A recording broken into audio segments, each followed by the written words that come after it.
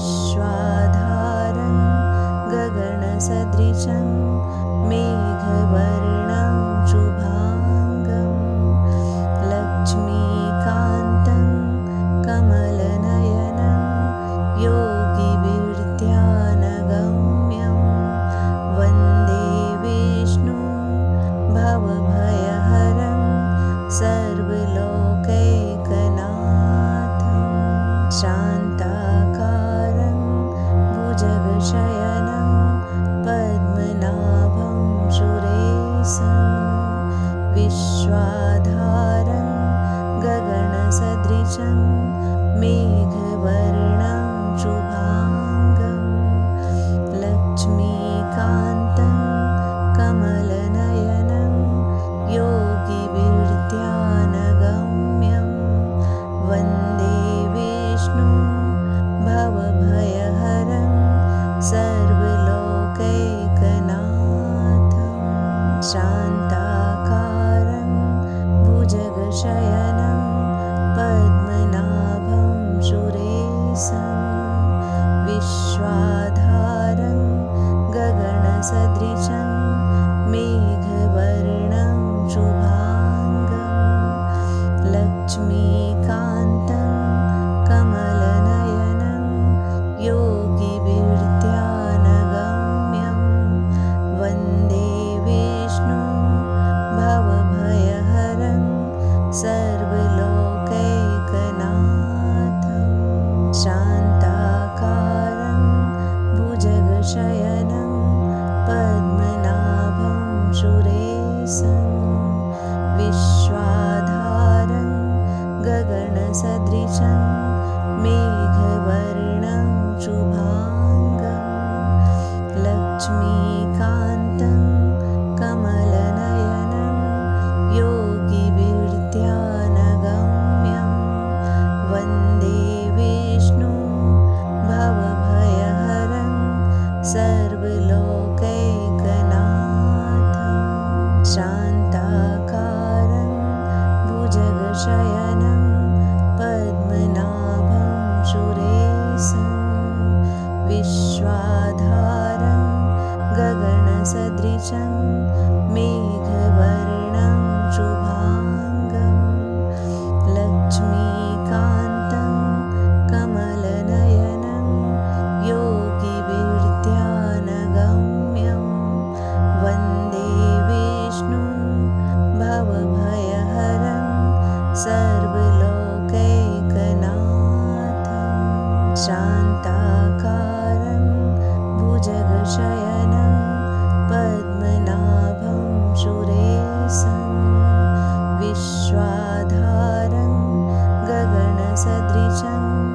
मेघवर्णं शुभांगं लक्ष्मीकान्तं कमलनयनं योगिभिर्ध्यानगम्यं वन्दे विष्णुं भव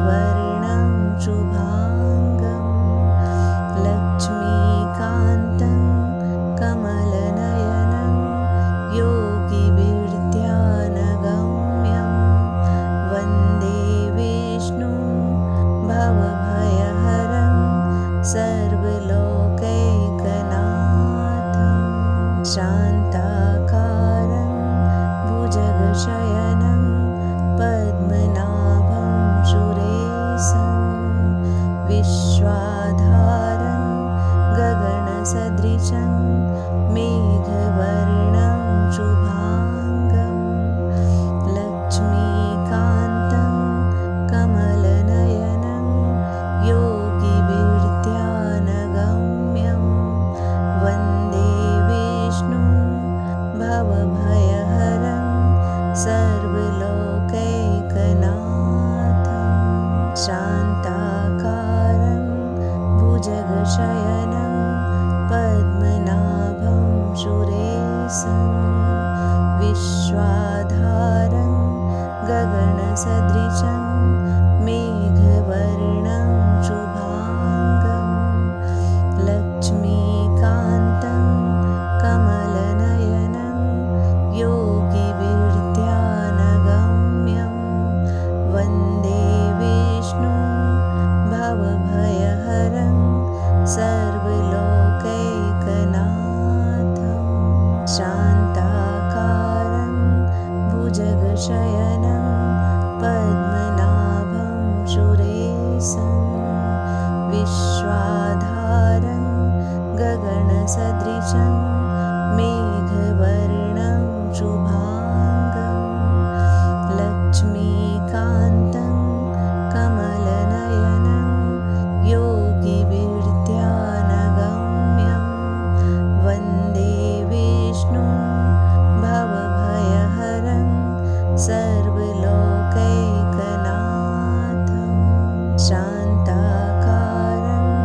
भुजगशयनं पद्मनाभं सुरेशं विश्वाधारं गगनसदृशं मेघवर्णं शुभाङ्गं लक्ष्मीकान्तं कमलनयनं योगिभिर्ध्यानगम्यं वन्दे विष्णुं भवभयहरं सर्वलोकैकनाथं शान्ताकारं भुजगशयनं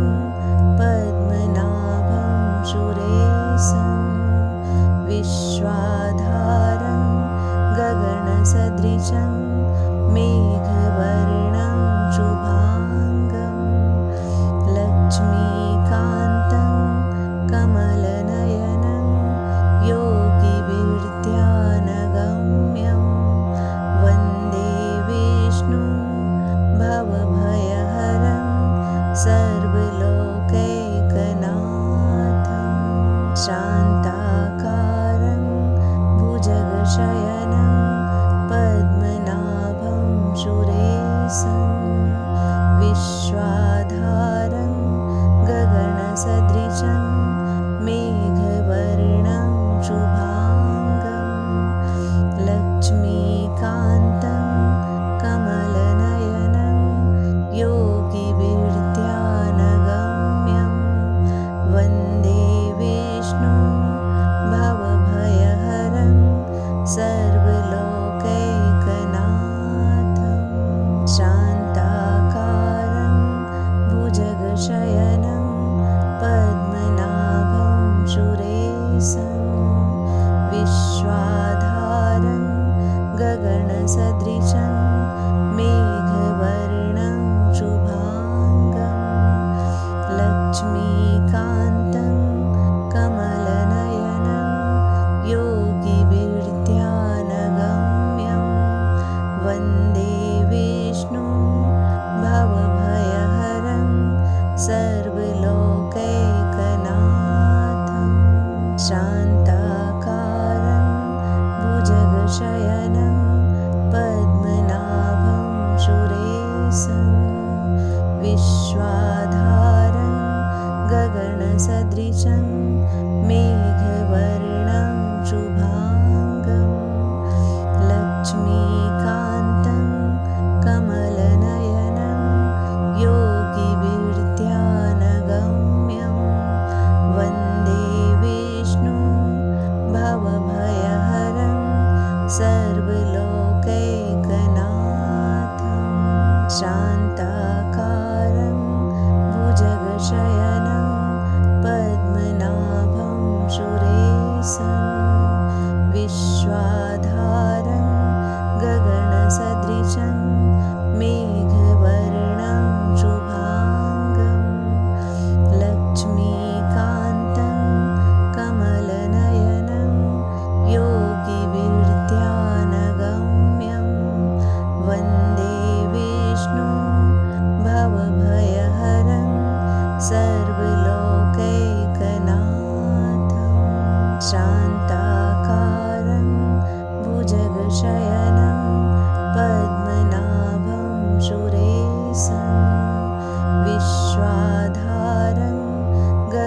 गगनसदृशं मेघवर्णं शुभाङ्गं लक्ष्मीकान्तं कमलनयनं योगिविद्यानगम्यं वन्दे विष्णुं भवभयहरं सर्वलोकैकनाथं शान्ताकारं भुजगशयनं पद्मनाभं सुरेशं विश्वाधारं गगनसदृशं मेघवर्णं शुभाङ्गं लक्ष्मीकान्तं कमलनयनं योगिविद्यानगम्यं वन्दे विष्णुं भवभयहरं सर्वलोकैकनाथं शान्ताकारं भुजगशयनं पद्मनाभं सुरेशं विश्वाधारं गगनसदृशं मेघवर्णं शुभाङ्गं लक्ष्मीकान्तं कमलनयनं योगिविद्यानगम्यं वन्दे विष्णुं भवभयहरं सर्वलोकैकनाथं शान्ताकारं भुजगशयनं पद्मनाभं सुरेशं विश्वाधारं गगनसदृशं मेघवर्णं शुभाङ्गं लक्ष्मीकान्तं कमलनयनं योगिविद्यानगम्यं वन्दे विष्णुं भवभयहरं सर्वलोकैकनाथं शान्ताकारं भुजगशयनं पद्मनाभं सुरेशं विश्वाधारं गगनसदृशं मेघवर्णं शुभाङ्गं लक्ष्मीकान्तं कमलनयनं योगिविद्यानगम्यं वन्दे विष्णुं भवभयहरं सर्वलोकैकनाथं शान्ताकारं भुजगशयनं पद्मनाभं सुरेशं विश्वाधारं गगनसदृशं मेघवर्णं शुभाङ्गं लक्ष्मीकान्तं कमलनयनं योगिविद्यानगम्यं वन्दे विष्णुं भवभयहरं सर्वलोकैकनाथं शान्ताकारं भुजगशयनं पद्मनाभं सुरेशं विश्वाधारं गगनसदृशं मेघवर्णं शुभाङ्गं लक्ष्मीकान्तं कमलनयनं योगिविद्यानगम्यं वन्दे विष्णुं भवभयहरं सर्वलोकैकनाथं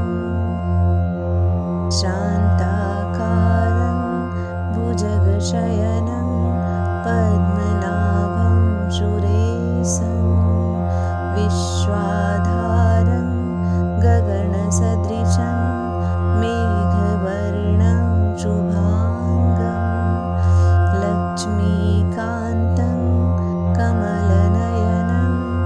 योगिविद्यानगम्यं वन्दे विष्णुं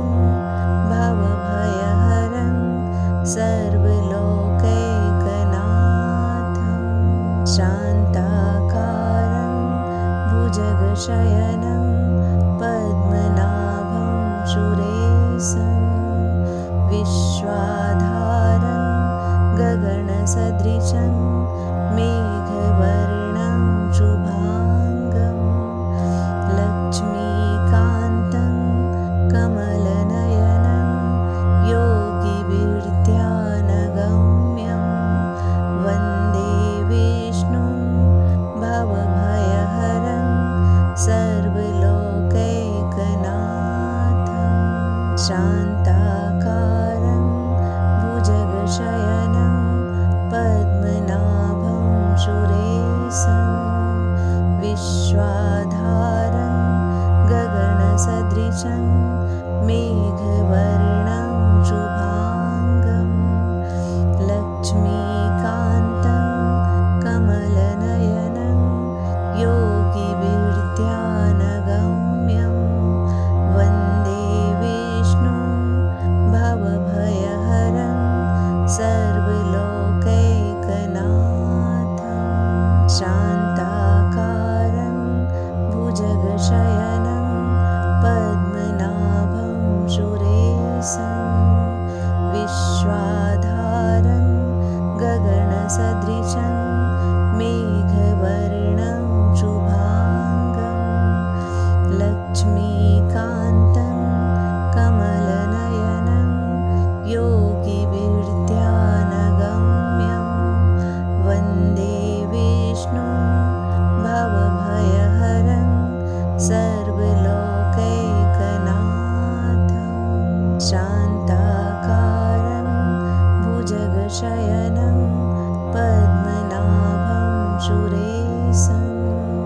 विश्वाधारं गगनसदृशं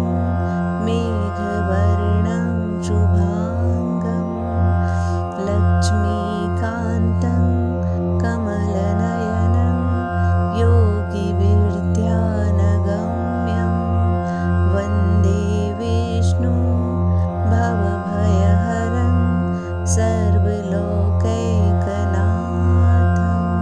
शान्ताकारं भुजगशयनं पद्मनाभं सुरेशं विश्वाधारं गगनसदृशं मेघवर्णं शुभाङ्गं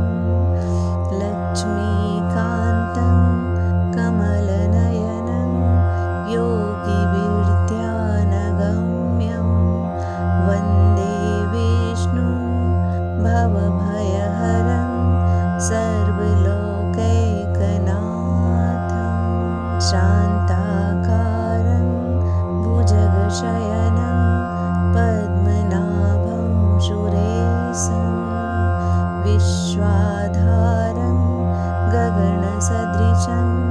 मेघवर्णं शुभाङ्गं लक्ष्मीकान्तं कमलनयनं योगिभिर्ध्यानगम्यं वन्दे विष्णुं भवभयहरं सर्वलोकैकनाथं शान्ताकारं भुजगशयनं पद्मनाभं सुरेशं विश्वाधारं गगनसदृशं मेघवर्णं शुभाङ्गं लक्ष्मीकान्तं कमलनयनं योगिभिर्ध्यानगम्यं वन्दे विष्णुं भवभयहरं सर्वलोकैकनाथं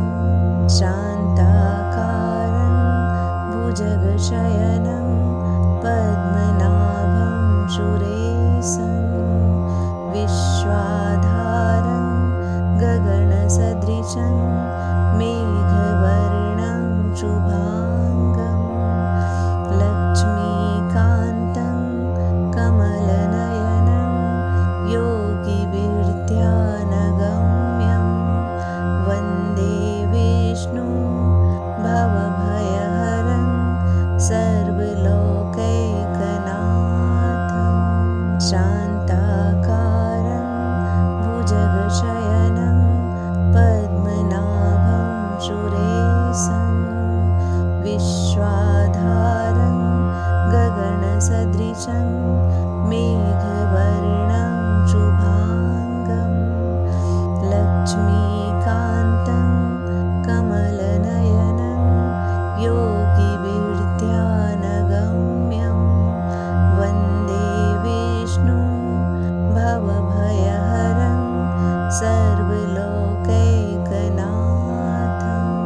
शान्ताकारं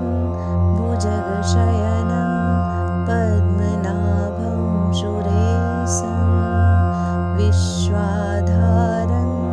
गगनसदृशं मेघवर्णं शुभाङ्गं लक्ष्मीकान्तं कमलनयनं योगिभिर्ध्यानगम्यं वन्दे विष्णुं भवभयहरं सर्वलोकैकनाथं शान्ताकारं भुजगशयनं पद्मनाभं सुरेशं विश्वाधारं गगनसदृशं मेघवर्णं शुभाङ्गं लक्ष्मीकान्तं कमलनयनं योगिभिर्ध्यानगम्यं वन्दे विष्णुं भवभयहरं सर्वलोकैकनाथं शान्ताकारं भुजगशयनं पद्मनाभं सुरेशं विश्वाधारं गगनसदृशं मेघवर्णं शुभाङ्गं लक्ष्मीकान्तं कमलनयनं योगिभिर्ध्यानगम्यं वन्दे विष्णुं भवभयहरं सर्वलोकैकनाथं शान्ताकारं भुजगशयनं पद्मनाभं सुरेशं विश्वाधारं गगनसदृशं मेघवर्णं शुभाङ्गं लक्ष्मीकान्तं कमलनयनं योगिभिर्ध्यानगम्यं वन्दे विष्णुं भवभयहरं सर्वलोकैकनाथं शान्ताकारं भुजगशयनं पद्मनाभं सुरेशं विश्वाधारं गगनसदृशं मेघवर्णं शुभाङ्गं लक्ष्मीकान्तं कमलनयनं योगिभिर्ध्यानगम्यं वन्दे विष्णुं भवभयहरं सर्वलोकैकनाथं शान्ताकारं भुजगशयनं पद्मनाभं सुरेशं विश्वाधारं गगनसदृशं मेघवर्णं शुभाङ्गं लक्ष्मीकान्तं कमलनयनं योगिभिर्ध्यानगम्यं वन्दे विष्णुं भवभयहरं सर्वलोकैकनाथं शान्ताकारं भुजगशयनं पद्मनाभं सुरेशं विश्वाधारं गगनसदृशं मेघवर्णं शुभाङ्गं लक्ष्मीकान्तं कमलनयनं योगिभिर्ध्यानगम्यं वन्दे विष्णुं भवभयहरं सर्वलोकैकनाथं शान्ताकारं भुजगशयनं पद्मनाभं सुरेशं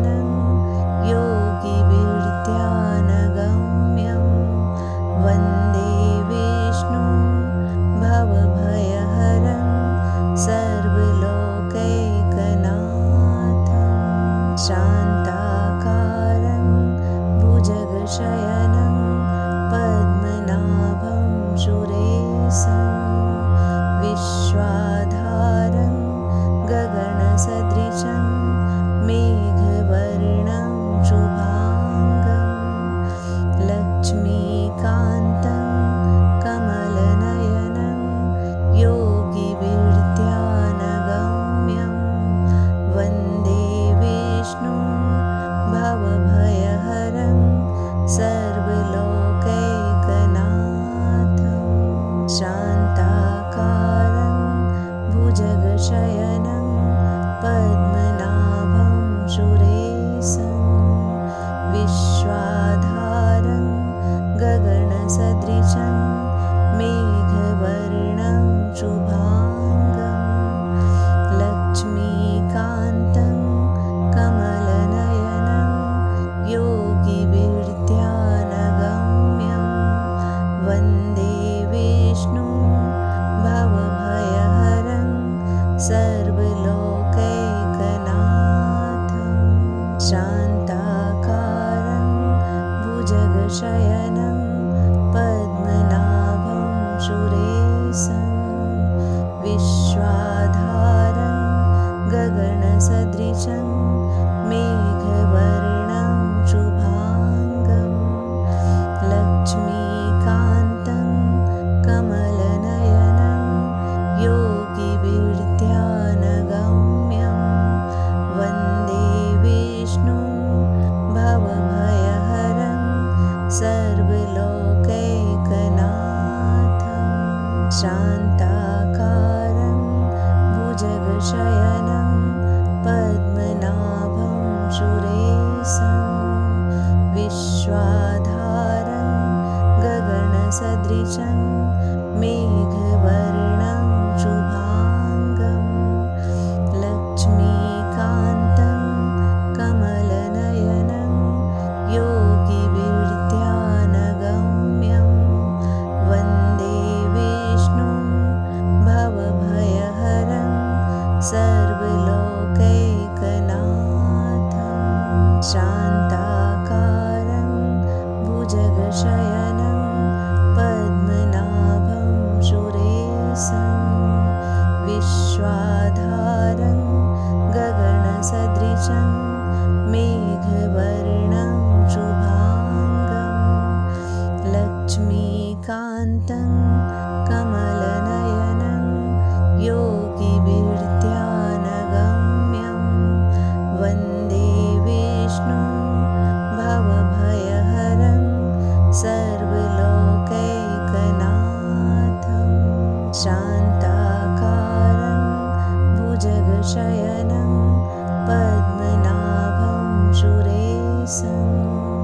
विश्वाधारं गगनसदृशं मेघवर्णं शुभाङ्गं लक्ष्मीकान्तं कमलनयनं योगिविद्यानगम्यं वन्दे विष्णुं भवभयहरं सर्वलोकैकनाथं शान्ताकारं भुजगशयनं पद्मनाभं सुरेशं विश्वाधारं गगनसदृशं मेघवर्णं शुभाङ्गं लक्ष्मीकान्तं कमलनयनं योगिविद्यानगम्यं वन्दे विष्णुं भवभयहरं सर्वलोकैकनाथं शान्ताकारं भुजगशयनं पद्मनाभं सुरेशं विश्वाधारं गगनसदृशं मेघवर्णं शुभाङ्गं लक्ष्मीकान्तं कमलनयनं योगिविद्यानगम्यं वन्दे विष्णुं भवभयहरं सर्व